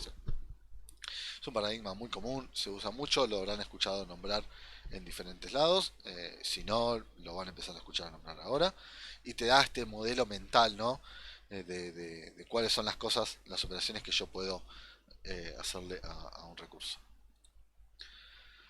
Entonces, a nivel estándar, ¿sí? Cuando hablamos de CRUD, se espera, yo lo puedo hacer de distintas maneras, pero se espera que se cumpla con este estándar. Cuando yo quiero crear un recurso, se espera que tenga un post al recurso, post barra users. Cuando quiero leer todos, que sea un get barra users. Cuando quiero leer uno, que sea un get users barra id. ID puede ser reemplazado por cualquier identificación unívoca, ¿no? Pero le ponemos ID porque se entiende mejor. Para leer uno en particular. Para actualizar uno en particular se usa users de vuelta put users ID y para borrarlo lo mismo con el delete. Fíjense que en todos los casos se respeta el plural. Esto es parte de lo que se espera del estándar de REST, ¿sí? Obviamente todos somos libres de hacerlo como queramos, pero si seguimos el estándar nos da este tipo de uniformidad que es un poco más amigable para usarlo, ¿sí? Y queda mucho mejor identificado. Entonces lo definimos todo en plural. Al que pedimos todos no le pasamos nada. Cuando creamos un nuevo usuario obviamente no le podemos pasar ID porque no existe. Y el resto de manipulación sí le pasamos los IDs. Las respuestas, de vuelta, esto es un estándar de lo que se espera que se responda. Pueden no hacerlo, pero esperamos que lo hagan. Por lo menos en el TP esperamos que lo hagan. Inclusive creo que se lo pedimos bastante explícito. Pero es para respetar y para que todos sigamos una misma convención, ¿no? El post suele devolver un 201 create, o sea, ustedes cada vez que reciben un post deberían devolver un 201. Los get van a devolver el 200. Y, por ejemplo, si hago un get users vas a devolver un listado de cosas. El get de un user en particular también devuelve un 200 y te devuelve un usuario en particular, ¿sí? Fíjense que acá devuelvo users un listado, acá devuelvo user el usuario pedido. El put va a devolver un usuario actualizado, ¿sí? Depende de lo que me hayas pedido para actualizar, te lo voy a devolver con 200 OK y actualizado.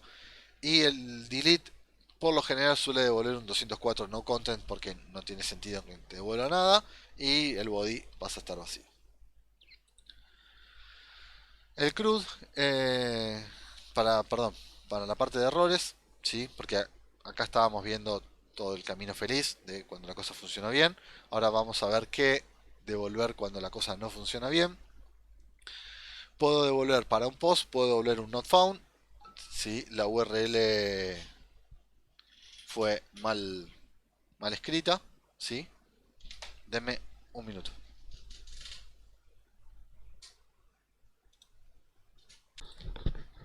Bien, perdón, justo me sonó el teléfono, tenía que agarrar. Bien, entonces, siempre puedo volver un 404 not found, porque es que el recurso se excedió a una ruta que no existe.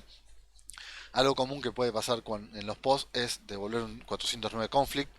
Por ejemplo, si, no sé, me quieren crear un usuario con un email que ya tengo registrado, donde la información en principio está bien, simplemente me está haciendo conflicto con algún dato que yo no puedo repetir. Entonces suele ser una respuesta común en el 409.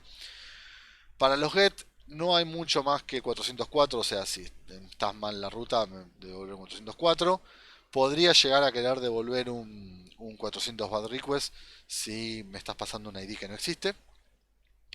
Pero el bad request es como más general. Sí, pero igual lo podría haber agregado acá. Sí, tendría que estar. Lo mismo con el put, también puedo volver un 404, puedo volver un 400 bad request. Por supuesto siempre puedo devolverlos unauthorized o forbidden, sí, depende de lo que necesite. Pero los otros comunes es el conflicto, lo mismo, si me estás actualizando alguna información que no puedo repetir, como el mail o alguna cosa de ese estilo. El delete, además del not found, puede que sea un método no allow y no mucho más, ¿no? El bad request, pero no tiene tanta complejidad como los otros. Pero bueno, siempre tengo que devolver acorde a lo que esté pasando. Todos los genéricos, que es lo que les decía recién, 401, 403, 405, ¿sí? Que es el not allow, el forbidden, el unauthorized. Los dije, los nombré de arriba para abajo y la descripción la dije de abajo para arriba. Pero bueno, se entiende. Y si aparece un 500 internal server error, revísenlo porque algún moco se están mandando. Suele ser bastante común, sobre todo cuando uno lo está desarrollando, que haya excepciones que rompen por ahí. Un consejo: no handleen excepciones a nivel exception. ¿Se acuerdan del árbol de excepciones que habíamos visto en Java la otra vez? Que todo arranca de error, se desprende la rama de exception y de ahí toda mi familia de excepciones. No es una buena práctica, a mi gusto por lo menos, handlear, hacer un try catch. El framework tiene otras posibilidades, pero diciendo al bruto, no es una buena práctica hacer un try catch donde el catch esté handleando exception, ¿sí? Que esté handleando demasiado arriba, porque estoy handleando todo.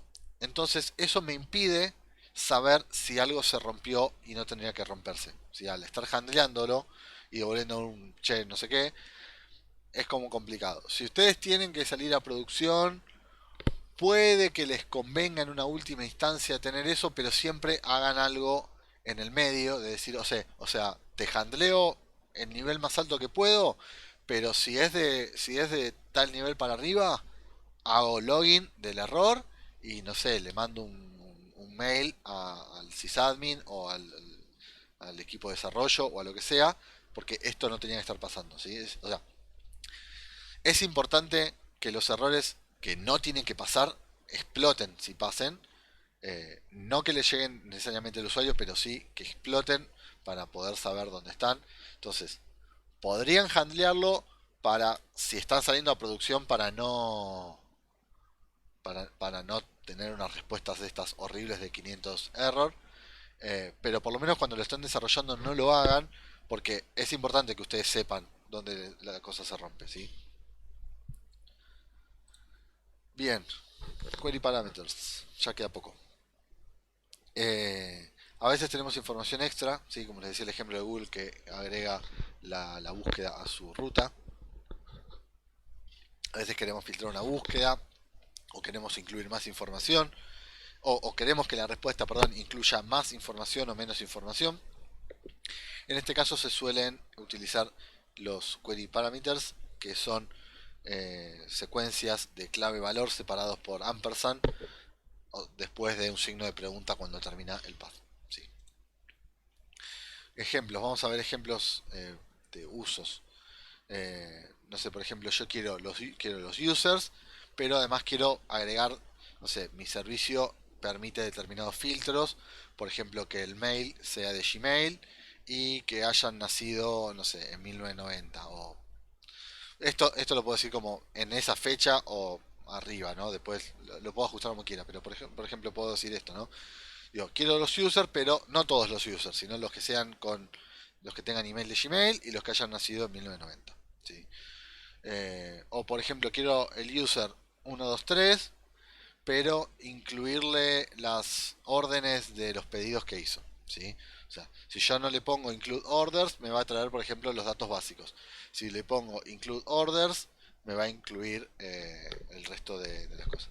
Por ejemplo, en el Instagram, vamos a un ejemplo concreto de algo que les podría llegar a pasar a ustedes en el TP. Yo quiero, por ejemplo, un post, ¿sí? Entonces, digo el post y digo, bueno, include comments. Entonces, no solo tráeme la estructura del post, sino que tráeme todos los comentarios, por ejemplo. En cambio, si yo no le pongo include comments, no me trae los comentarios.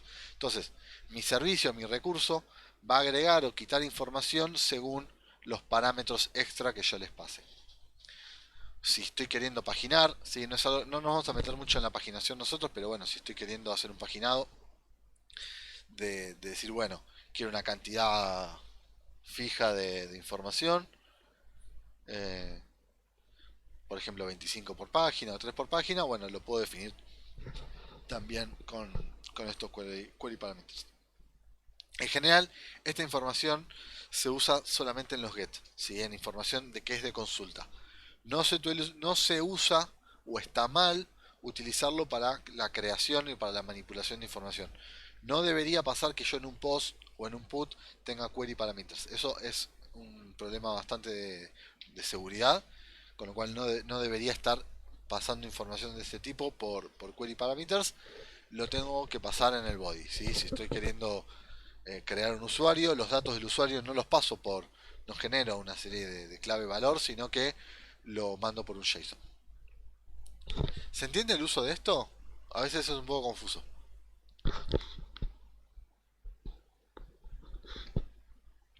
O todos que sí, o todos que no, o se me cayó la conexión. Uno que me diga que sí. Hola, hola. Hola. Ahí está. Ah, sí, sí, Ahí está, gracias. Por lo menos sé que perdón, están vivos no. del otro lado. Bien, bueno, sigamos. Ah, listo, ya está. Ya cortamos. Vamos a usar, el framework que vamos a usar es Javelin. Es un framework que funciona con Java y con Kotlin. Obviamente nosotros lo vamos a usar con Kotlin. Sobre todo porque tenemos el dominio hecho en Kotlin. En general, la tecnología que uno define para la API va a estar muy atada a cuál es su modelo de negocio. Si tiene el modelo de negocio programado en determinada tecnología, el framework de API o la tecnología de API va a estar atado a eso, ¿no? En este caso nosotros venimos con nuestro modelo de negocio en Kotlin, así que tenemos que usar un framework de Kotlin. Vamos a usar Javelin. Mañana lo van a conocer en la práctica. Y bueno, les dejo un millar de URLs para que puedan expander o leer sobre todo esto que estuvimos hablando. La gente de Mozilla tiene una buena página para lo que es el protocolo HTTP, cómo funciona el JSON. Acá hay una página de REST API que te habla de buenas prácticas, otra de JSON API que también hace lo propio. Hay dos artículos acá en Codecademy de qué es REST y qué es CRUD, que están muy buenos, muy bien explicados. El link a la página de Javelin. Y acá hay un link a APIs públicas, ¿sí? Si les interesa chusmear.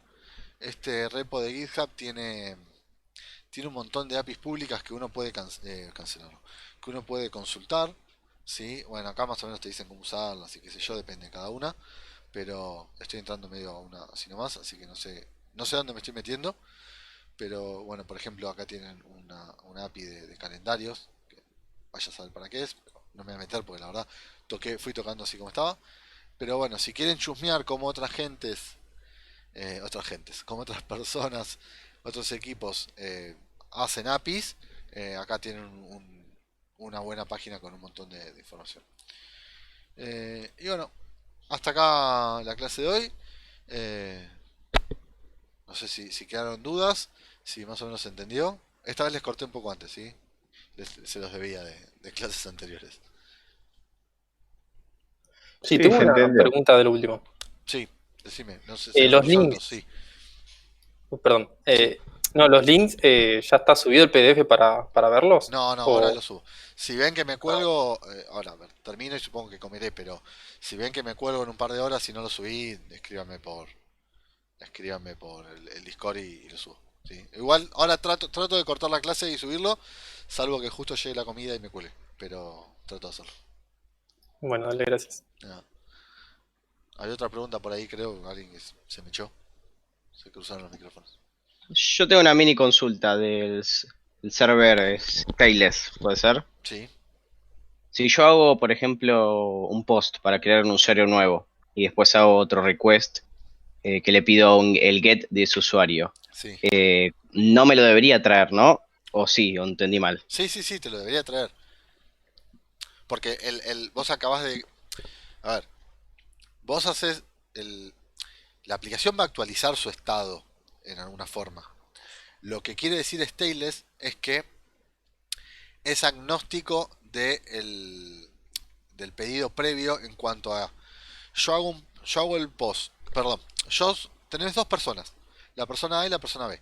La persona A hace un get de el usuario con ID 2. ¿Sí? Le va a devolver vacío. La persona B hace un post de el usuario que va a crearse con ID 2. Y después la persona A vuelve a hacer un get de ese ID 2 y le va a devolver el usuario. ¿Sí? Pero la persona A no conoce a la persona B. O sea, en el medio obviamente se creó un nuevo usuario. Pero lo que significa stateless es que el servidor no mira las peticiones anteriores. No mira si antes me hiciste un post, no le importa eso. Vos me haces un get, yo consulto la base de datos y te devuelvo lo que encuentro. Pero no estoy recordando peticiones anteriores. O sea, cada petición es nueva y es vacía. Es un concepto medio raro y medio difícil de entender, porque no significa que el servidor no se actualiza con información, sino que queda así inmutable y nunca nadie más lo puede tocar. Sino que no depende de pedidos anteriores. Si no es que o sea, si yo te hago dos get y, y la información no cambió, vos deberías devolverme siempre la misma información. Eh, no sé si se llega a entender bien. No sé si te estoy respondiendo bien porque es medio raro. O sea, Sí, sí, es medio raro, es se medio raro. actualiza, obviamente, se actualiza, pero si yo te hago 22 requests de 22 países distintos y todos los requests son iguales, no me importa que yo te lo haga de 22 países. O sea, el servidor lo toma como un request individual. No mira tus pedidos previos. No dice, che, ¿sabés que este me está pidiendo mucho los usuarios? Entonces me voy a fijar cuántas veces me lo pidió. No, me llega un pedido, doy una respuesta en base a la información que tiene ese pedido. Nunca me importó la información de otros requests. Es como un llamado independiente, cada uno Exacto, es independiente independiente, de otro. gracias. No me salía esa palabra, sí. Siempre son pedidos independientes, sí, exacto. Perfecto. Y el stateful depende de, también se fijan los pedidos anteriores que pasó ahí. El stateful lo que tiene es que vas a tener la memoria ahí viva, entonces siempre vas a estar con actualizaciones de otros lados. Entonces, cambias de eso, de tener una memoria viva a no tenerla. ¿Se entiende? Bien, perfecto, listo. O sea, de vuelta, salvo tanto en stateless como en stateful, vas a tener un estado, ¿sí? Y ese estado eventualmente alguien lo va a cambiar. La diferencia es que en el stateful eh, eso está vivo constantemente, los objetos pueden estar interactuando entre sí constantemente. Y en el stateless me llegan pedidos de afuera que no están en la misma espacio de memoria donde estoy yo, sino que son pedidos independientes de un servicio externo donde a mí no me importa mi actividad de memoria, sino que en el momento que me llega el pedido busco y le devuelvo una representación, le devuelvo una foto de ese estado en memoria. Cuando yo lo tengo en stateful, vos me pedís un objeto, me pedís un usuario, yo te devuelvo la referencia, ¿sí? De un usuario. Pero yo te devuelvo la referencia de un usuario y si alguien en otro lugar de la aplicación hizo un cambio en ese usuario, como yo te doy la referencia, las propiedades de ese usuario cambiaron, ¿sí? Entonces, y yo no me entero, o sea, a ver, vamos de vuelta. En Stateful yo te devuelvo el objeto usuario, pero el objeto usuario no es un objeto estático fijo, sino que es una referencia a la posición de memoria donde vive el usuario. Si alguien cambió el nombre de usuario o el mail de ese usuario, vos no tenés que volver a pedirme el usuario. Vos ya tenés el usuario y automáticamente va a quedar actualizado porque tiene una referencia a la posición de memoria. En Stateless, vos me pedís un usuario, yo te devuelvo una representación de ese usuario. Y si alguien, después de que vos me pediste el get del usuario, hace un post actualizando, el cliente no tiene el usuario actualizado. Tiene la representación en el instante de tiempo A. Si después en el instante de tiempo B alguien lo actualizó, automáticamente mi usuario que está en el lado del cliente, sí, que está en mi página de Facebook, no queda automáticamente actualizado. Yo tendría que volver a hacer un nuevo pedido, y cuando hago un nuevo pedido, ahora como el usuario cambió el mail, la nueva representación va a traer un nuevo mail distinto. Esa es la mayor diferencia. Que al estar trabajando en memoria, la referencia al objeto hace que cuando el objeto se actualiza, automáticamente mi objeto que me dieron queda actualizado porque yo tengo una referencia a memoria. En cambio, en el stateless, yo pido una foto, me devuelven la foto, y si sé que después se actualizó, tengo que volver a pedir una segunda foto. ¿Sí? Perfecto, sí, sí, ¿Me expliqué clarísimo. mejor Ahora sí. ahora? ¿Quedó un poco más Sí, claro? la última sí, definiciones Sí, sí, ahí quedó sí. clarísimo. Es un concepto, yo sé que es un concepto muy complicado de asimilar al principio y uno queda medio confundido porque cuando te hablan de que el estado no cambia, vos decís, pero ¿cómo? Entonces no puedo modificar nada, ¿sí? Es una cosa medio rara. No sucede esta magia de las referencias a los objetos. Eso es mayormente lo que pasa. No usé bien el ejemplo cuando lo expliqué la primera vez, pero gracias por la pregunta, creo que ahora quedó un poco más claro. Perfecto. Listo, gracias a vos. De nada. Bien. ¿Estamos, chicos? ¿Alguien le queda alguna cosa? Si no, ya los libero y pueden ir a descansar. O a programar lo que quieran hacer. Leandro, la diferencia entre el Pad Param y el Query Param, ¿cuál es? La diferencia es, vamos a volver para atrás, alguna diapo que tenga cosas. A ver. Acá. Vamos a empezar por acá. Bien. Yo defino una ruta, ¿sí? Por ejemplo, esta users barra id. Entonces, este es mi... Esto va a ser fijo, ¿no? Cuando yo defino el recurso voy a definir barra users. Y después tengo parte del path, ¿sí? Recuerden, si voy más para atrás, hasta mucho más para atrás me tengo que ir, no me acuerdo qué diapo era, acá.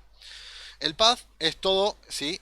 Después que termina la URL, el dominio, perdón, es todo lo que viene a continuación hasta el signo de pregunta, ¿sí? Entonces es user barra 1 barra no sé qué, ¿sí? Un montón de cosas. Todo esto es el path.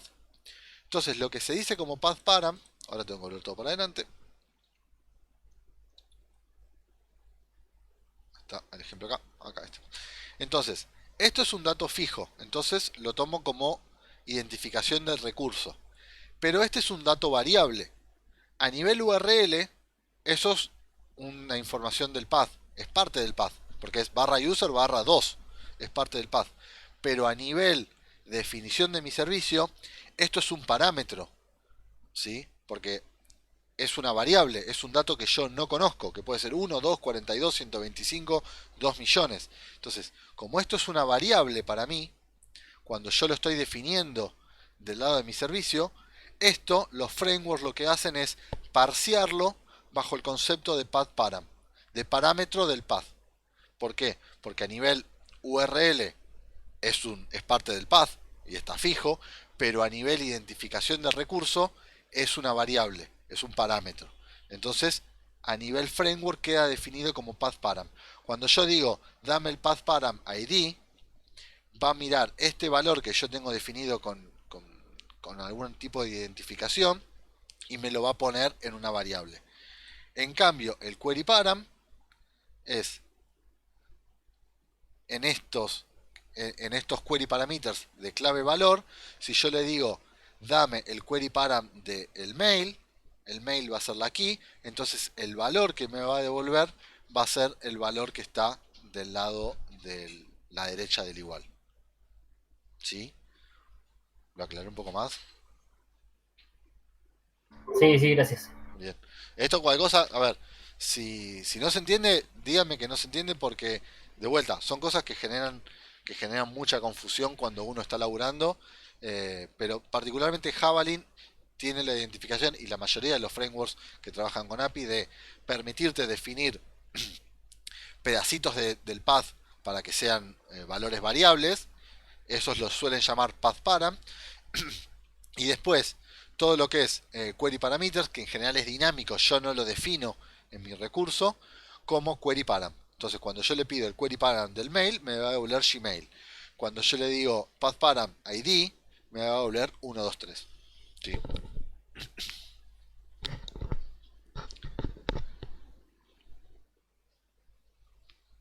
Bien. ¿A alguien le quedó algo dando vueltas por ahí? Bueno, No. menos a mí no. Bueno. Bueno, entonces ya terminamos. Vayan a descansar y ahora yo les subo las diapos y el video supongo que estará mañana. Le tengo que procesar y subir, así que eso me lleva un poco más de tiempo. Buenísimo. Tenemos el segundo Bueno, gracias. para Gracias. mañana. Dale, chao chicos. Bueno, Chao, provecho, buenas noches. profe. Adiós. Gracias, profe. Chao, chao. Chao, gracias. Chau, chau.